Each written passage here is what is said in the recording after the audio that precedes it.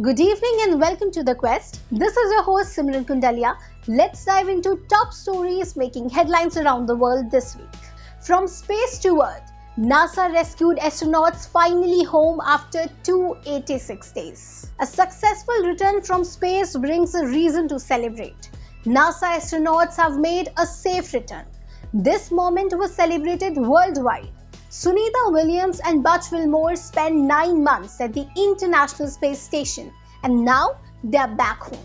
SpaceX Dragon Freedom capsule successfully dawned off at Florida coast at 3:27 a.m. IST on Wednesday. Both the astronauts were accompanied by Nick Hake and Alexander Gredionkin. These astronauts reached ISS as a part of a rescue mission in December. The astronauts waved and smiled at the camera after a 17-hour-long journey. Now, how can we miss and forget the political undertone of this issue? According to the White House, the rescue mission was due to President Trump's effort. Williams and Wilmore traveled to the ISS in June 2024 for an 8-day mission. But the Boeing Starliner capsule developed issues with its propulsion system, and they ended up spending 286 days in space. The duo was the first crew to fly Starliner in a test flight. Gujarat CM Bhupendra Patel expressed his joy and extended heartfelt congratulations to Sunita Williams, the daughter of Gujarat and the pride of the nation. As the world celebrates this achievement, it's a reminder of humanity's limitless potential beyond our planet. What new discoveries will the next mission bring? Only the future holds the answer. Moving forward to the next international news, America's new tariff policies shocks India. US President Donald Trump has announced that starting April 2, India will face the same tariff that is imposed on the US. This decision could impact India's export on agriculture and pharmaceutical products. Trump stated, "I have a good relationship with India. But the problem is that India is one of the highest tariff imposing countries in the world. I think that they will reduce it soon, but we will start charging the same tariffs from April 2. This statement comes at a time when India and the US are working towards signing the Bilateral Trade Agreement (BTA) by the end of this year. India has already reduced tariff on bourbon whiskey and motorbikes. The steel and the aluminium industry are already facing 25% tariffs affecting $5 billion in export. Additionally, India has proposed a 12% anti-dumping duty on certain steel products.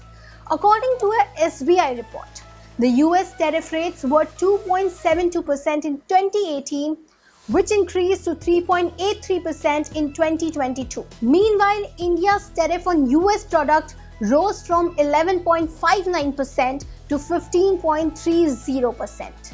A Goldman Sachs report suggests that if the US adopts a competitive tariff policy, the situation could become more complicated for India. This could involve increasing tariffs at the national or the product level or implementing non-tariff barriers. This policy could have a significant impact on India-US trade relations. The key question now is, how India will respond to what effect that this will have on the trade negotiation. Now let's talk about what's happening in India.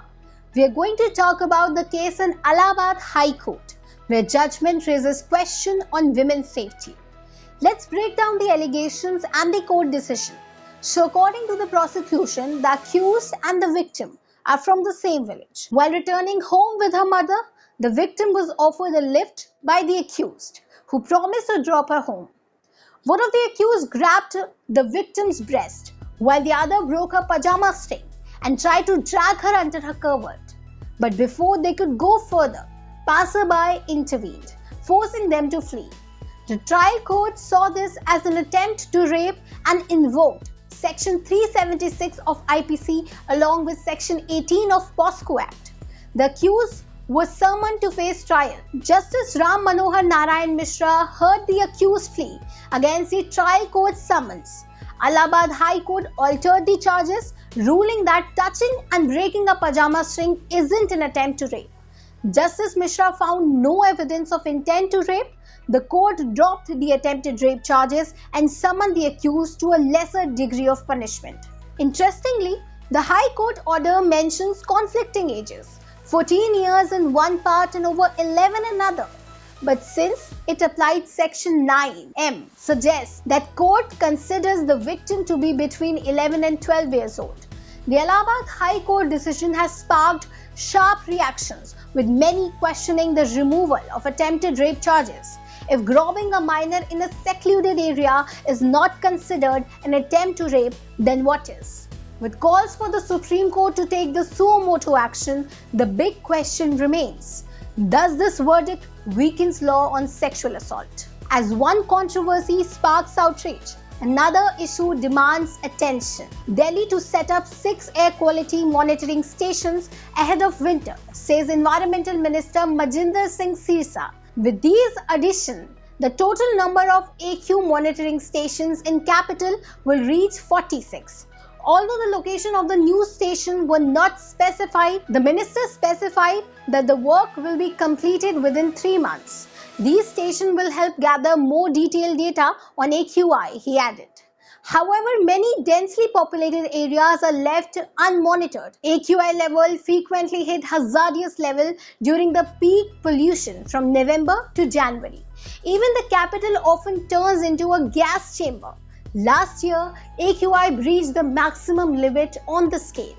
To tackle this, the minister highlighted plans to improve cleanliness and beautification in the capital, mentioning that the several initiatives are already in progress. He admitted challenges in the Yamuna cleanup, but assured efforts are on to ensure only treated water flows in.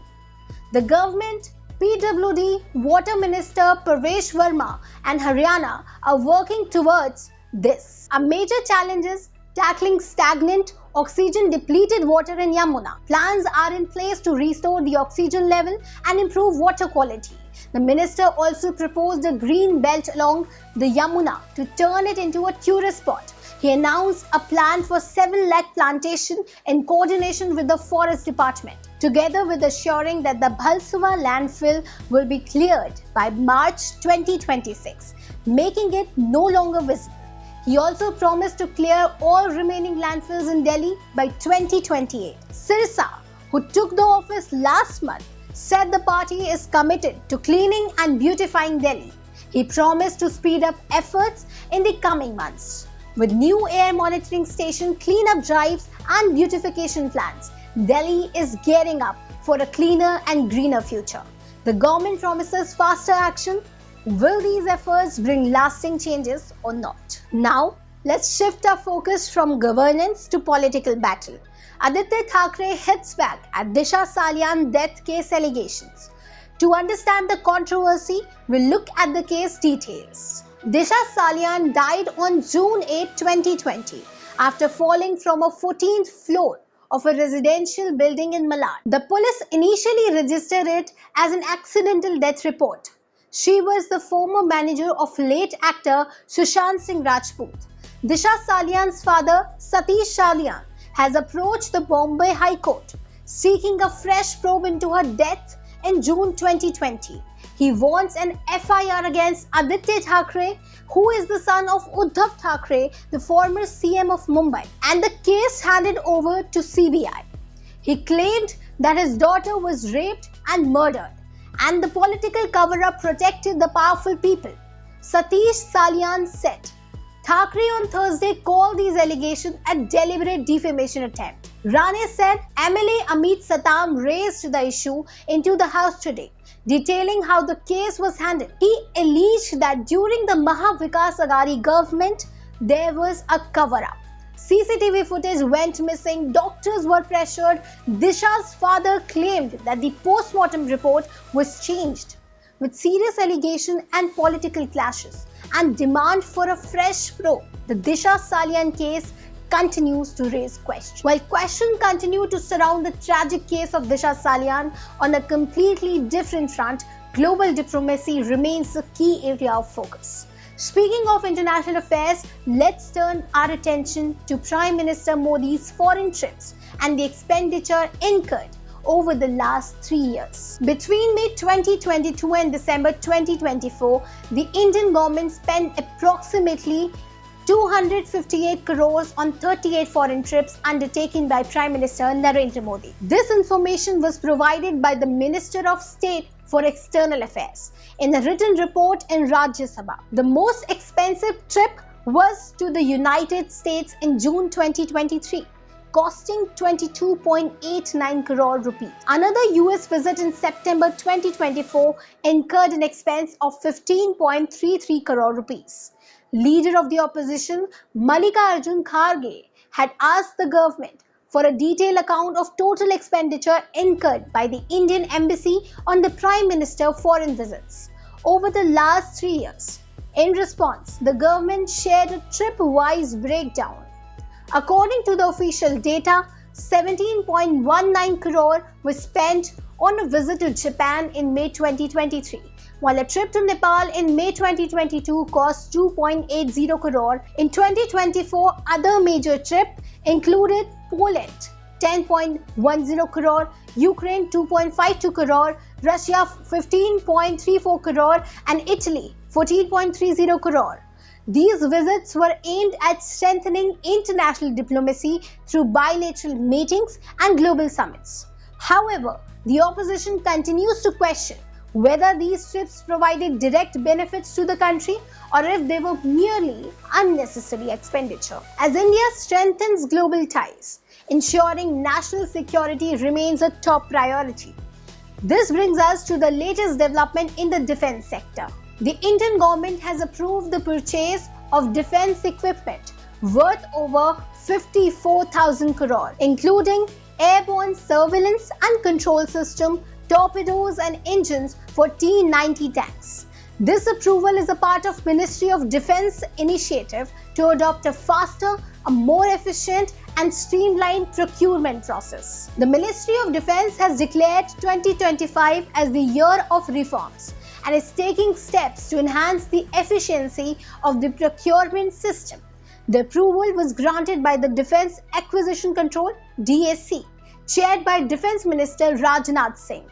According to the Ministry of Defence, the DAC has granted acceptance of necessity for 8 capital acquisition proposals with a total cost exceeding 54,000 crores. These defense acquisitions will enhance the combat capabilities of Indian Army, Navy and Air Force. The airborne surveillance system and the control system will strengthen the Indian Air Force. Torpedoes will boost the naval strength and the new engines for T-90 tanks will improve the Army's operational effectiveness. The government believes that these procurement will also support the Atmanirbhar Bharat, the Self-Reliant India initiative, as many of these defense systems will be developed within the country. While strategic defense decisions fortify the nation's external security, internal governance is equally important.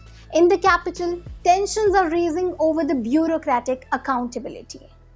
The Delhi government issued a warning to the bureaucrats on Friday, stating that the disciplinary action will be taken if they fail to follow the protocols related to the capital legislatures. This warning came a day after Delhi Assembly Speaker Vijendra Gupta wrote a letter to Chief Secretary Dharmendra, complaining that bureaucrats were ignoring letters, phone calls, and messages from MLA. In an official order, Additional Chief Secretary Naveen Kumar Chaudhary emphasized that the government has already issued clear directives for engaging with MLAs and MPs and responding to their communication. He instructed bureaucrats to strictly follow these rules and warned that failure to comply would result in disciplinary action, which would also impact the concerned officer evaluation. On Thursday, the Assembly Speaker urged the Chief Secretary to sensitize all the administrative secretaries, departmental heads, Delhi Police and the DDA officials about the importance of responding to MLA's letter on time. The government has made it mandatory to reply to each letter within 15 days. Beyond policy shifts and the governance, One thing that unites a nation is cricket. And with IPL 2025 just starting around the corner, excitement is at its peak. The official schedule for IPL 2025 has been announced, and cricket fans are eagerly waiting for the tournament. This season will kick off on March 22 with defending champions Kolkata Knight Riders facing Royal Challengers Bangalore at Eden Garden, Kolkata. This season will bring some significant changes, as IPL 2025 will now follow ICC regulations including saliva ban. The use of saliva on the ball remains prohibited. 2 balls in the second innings. If umpire believe due will have a significant impact, a new ball will be introduced from 11th over of the second inning, not applicable for afternoon matches. Now, expanded DRS usage. Team can now challenge wide and no ball decision using DRS. New code of conduct. A revised set of player conduct rules will be implemented. Additionally, the first 2 playoff matches will be played at Rajiv Gandhi International Stadium, Hyderabad, while the final will take place on May 25 at Eden Gardens, Kolkata. The IPL 2025 mega auction witnessed record-breaking bids. Rishabh Pant became the most expensive player in the IPL history, purchased by Lucknow Super Giant for 27 crore. Following him, Shreyas Iyer and Venkatesh Iyer also secured high-value deals. However, some key players will miss the initial matches, with Jasprit Bumrah ruled out due to injury. Another major development is Royal Challengers Bangalore (RCB) changes captaincy and handed it over to Rajat Patidar. With new rules, historic auction and an exciting schedule, IPL 2025 promises to be a thrilling session for cricket lovers. Get ready as the Grand Cricket Festival is about to begin. From action-packed stadiums to high-intensity badminton courts, India's sporting spirit continues to shine. Teresa Jolie is proving her mettle on the global stage. Indian badminton player Teresa Jolie is known for her powerful smashes, but the true beauty of her game lies in her strategy and control. As the Swiss Open, she stunned Hong Kong's duo Pui Lam Yeung and Ga Ting Yeung with a stop-drop technique. This match was not just about ranking differences but also about Teresa's intelligence and diverse playing style. Now, in the semi-final, Teresa and her partner Gayatri Gopichand will face the top-seeded Chinese player Liu Shangsu and Tang Ning. These Chinese players are known for their fast and aggressive gameplay, but Teresa's strategic versatility could pose a challenge. She seamlessly switches between the powerful smashes and sudden deceptive shots, keeping her opponents guessing. In the first set against Hong Kong, the Indian duo made some errors, allowing the opponents a chance to recover. However, at 15-7, Teresa showcased her skills, running from one corner to another and executing a brilliant drop shot and left the opponent stunned. The Chinese player rely on the power and speed, but Teresa and Gayatri's unpredictable gameplay could create troubles for them. If they maintain their versatility and composure, they have a strong chance of making it into the finals. That's all for today. Stay tuned with the Quest for more such updates. This is your host Simran Kundalia signing off.